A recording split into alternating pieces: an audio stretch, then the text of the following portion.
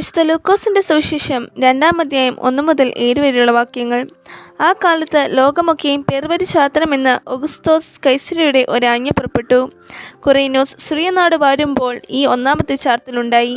എല്ലാവരും ചാർത്തപ്പെടേണ്ടതിനു തന്താന്റെ പട്ടണത്തിലേക്കു യാത്രയായി. അങ്ങനെ യോസഫും ദാവീദിന്റെ ഗൃഹത്തിലും കുലത്തിലുമുള്ളവനാകൊണ്ട് തനിക്ക് വിവാഹം നിശ്ചയിച്ചിരിക്കുന്ന മറിയ എന്ന ഗർഭിണിയായ ഭാര്യയോടും കൂടെ ചാർത്തപ്പെടേണ്ടതിനു ഗലീലയിലെ നസ്രത്ത് പട്ടണം വിട്ടു.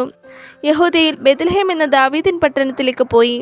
അവർ അവിടെ ഇരിക്കുമ്പോൾ അവൾക്ക് പ്രസവത്തിനുള്ള കാലം തികഞ്ഞു. അവൾ ആദ്യജാതനായ മകനെ പ്രസവിച്ചു. ശീലകൾ ചുറ്റി വലിയ അമ്പലത്തിൽ അവൾക്ക് സ്ഥലമില്ലായകയാൽ പശുത്തൊട്ടിയിൽ കിടത്തി. ത്രിയേക ദൈവത്തിൻ്റെ വലിയ തിരുനാമത്തിന് മഹത്വമുണ്ടാകട്ടെ. ആദരണീയരായ വൈദിക ശ്രേഷ്ഠരെ, കർത്താവിൽ ഏറ്റവും അനുഗ്രഹീതരെ, പരിശുദ്ധ എൽദോ നോമ്പിൻ്റെ അവസാന നിമിഷത്തിലേക്ക് നമ്മൾ കടന്നു വന്നിരിക്കുകയാണല്ലോ. ഈ ദിവസങ്ങളിൽ നമ്മൾ നടത്തുന്ന പ്രാർത്ഥനകളിൽ വളരെ ശ്രദ്ധേയമായ ഒരു വാക്കുണ്ട്. കാലത്തികവിൽ, കാലസമ്പൂർണതയിൽ എന്ന് പറയുന്ന വാക്ക്. കാലസമ്പൂർണതയിലാണ് കർത്താവ് ജനിച്ചതെന്ന് നമ്മുടെ പ്രാർത്ഥനകളിൽ നാം ചൊല്ലുന്നു. എന്താണ് ഈ കാല തികവ് അല്ലെങ്കിൽ കാലസമ്പൂർണത?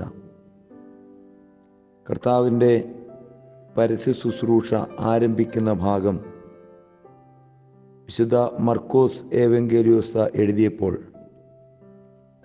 അദ്ദേഹം ഈ വേദഭാഗത്തെ വളരെ കൃത്യമായി രേഖപ്പെടുത്തിയിരിക്കുന്നു. വിശുദ്ധ മർക്കോസിൻ്റെ സുവിശേഷം 1-ാം അധ്യായം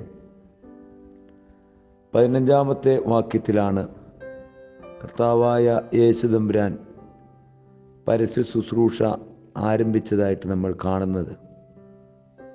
14-ാമത്തെ വാക്യത്തിൽ യോഹന്നാൻ തടവിലായി. ദൈവവചനം സംസാരിച്ചു കൊണ്ടിരുന്ന യോഹന്നാൻ തടവിലായി. അപ്പോഴാണ് കർത്താവ് പരസ്യ ശുശ്രൂഷ ആരംഭിക്കുന്നത്. ദൈവത്തിൻ്റെ വചനത്തെ തടവിലാക്കുവാൻ ഒരു ശക്തിക്കും കഴിയുകയില്ല എന്നുള്ളതിൻ്റെ തെളിവ് കൂടിയാണിത്. കർത്താവ് പരസ്യ ശുശ്രൂഷ ആരംഭിക്കുമ്പോൾ ആദ്യം പറഞ്ഞ വാക്ക് ഇതാണ്: കാലം തികഞ്ഞു. ദ ഫുൾനെസ് ഓഫ് ടൈം, കാലത്തികവ്, അങ്ങനെയാണ് കർത്താവ് പറഞ്ഞത്. കാലം തികഞ്ഞു. ഈ കാലത്തികവ് എന്താണ് കർത്താവ് നമ്മളോട് പറഞ്ഞു തുടങ്ങിയത് എന്ന് നമുക്കൊന്ന് അല്പമായിട്ട് ചിന്തിക്കാം. അപ്പോസ്തല പ്രവൃത്തികളിൽ 3-ാം അധ്യായം നമ്മൾ എടുക്കുമ്പോൾ കാലത്തികവ് എന്തെന്നുള്ളതിൻ്റെ വളരെ വ്യക്തമായ ഒരു നിർവചനം നമുക്ക് കാണുവാനായിട്ട് കഴിയും.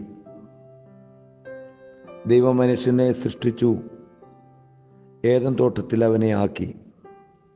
എന്നാൽ പാപം മൂലം അവൻ അവിടെ നിന്ന് വീണു.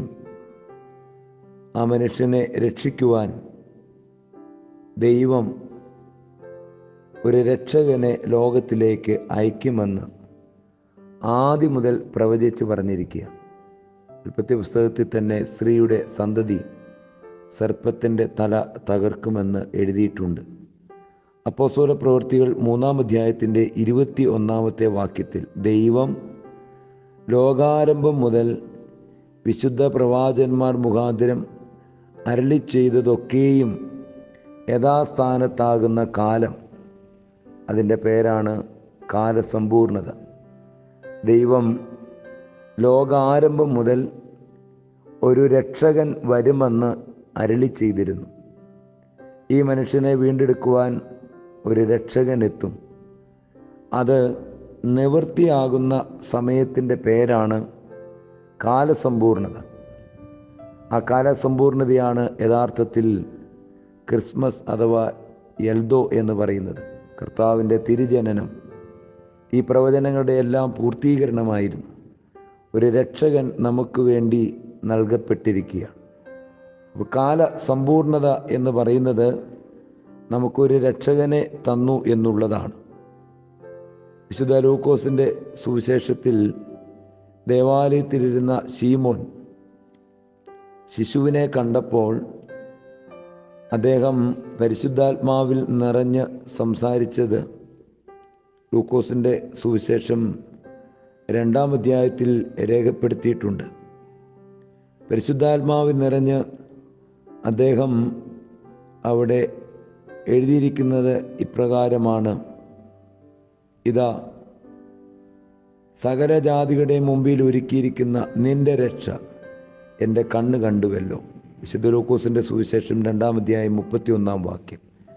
രക്ഷ കണ്ടു എന്നാണ് ഒരു കുഞ്ഞിനെ കണ്ടപ്പോൾ പറഞ്ഞത്. അപ്പോൾ കാലസമ്പൂർണതയുടെ അർത്ഥം ഒരു രക്ഷകൻ നമുക്ക് നൽകപ്പെട്ടു എന്നുള്ളതാണ്. ഇനി നമ്മൾ എന്താണ് ചെയ്യേണ്ടത്?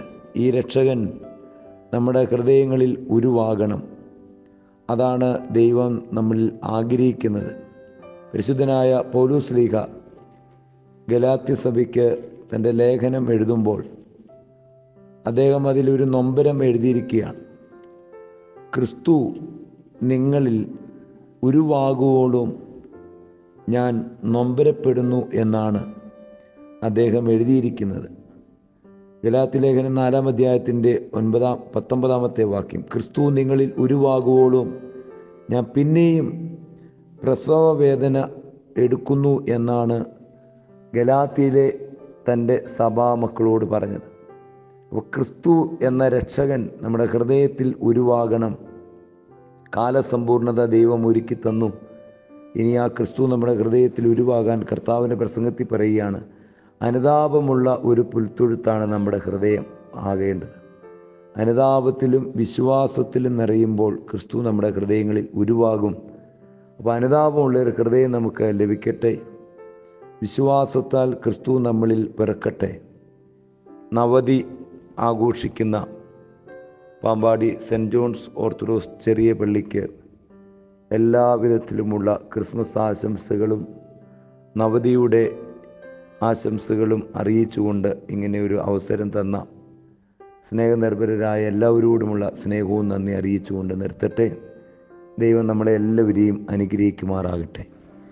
ഒരു സുപ്രഭാതത്തെ സ്വാഗതം ചെയ്തു കൊണ്ടാദ്യമായി മാലാഖമാരെന്നു പാടി. ഒരു സുപ്രഭാതത്തെ സ്വാഗതം ചെയ്തു കൊണ്ടാദ്യമായി മാലാഖമാരെന്നു പാടി. ഗീതങ്ങൾ പാടുന്നു മാലാഖമാർ, ആട്ടിടയന്മാരെ തേടി വന്നു.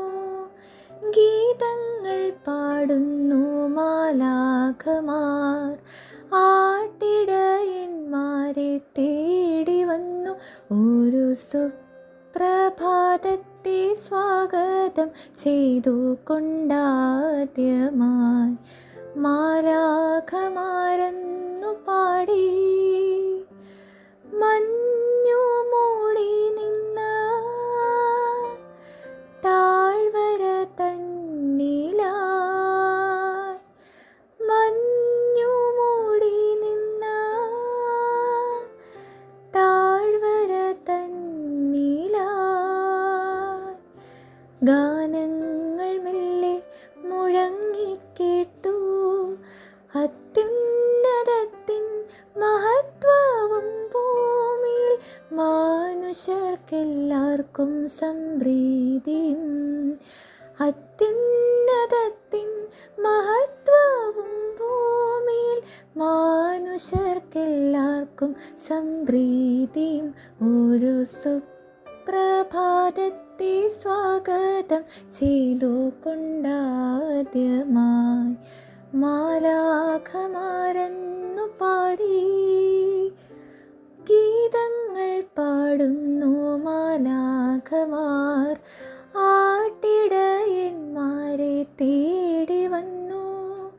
ഗീതങ്ങൾ പാടുന്നു മാലാഖമാർ, ആട്ടിടയന്മാരെ തേടി വന്നു. ഒരു സുപ്രഭാതത്തെ സ്വാഗതം ചെയ്തു കൊണ്ടാദ്യമായി മാലാഖമാരെന്നു പാടി.